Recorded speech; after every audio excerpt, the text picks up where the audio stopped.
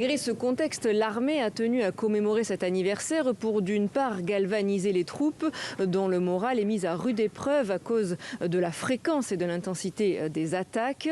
Des soldats ont notamment été décorés pour s'être illustrés dans le cadre de cette lutte contre le terrorisme.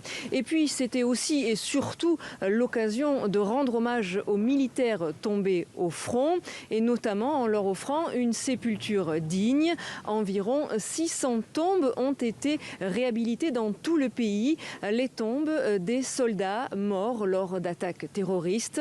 Les familles de ces militaires étaient présentes ce mardi matin. Elles ont salué cette initiative. Elles en ont aussi profité pour interpeller le gouvernement. On écoute l'une de ces familles.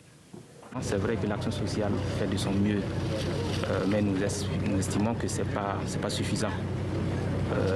Nous espérons plus d'accompagnement en faveur surtout des orphelins et des épouses. Ces familles-là avaient toute leur estime sur ces braves soldats. C'était les piliers des familles et nous estimons qu'il est bon pour le gouvernement, pour le commandement militaire et surtout pour la population de s'occuper de ces familles-là.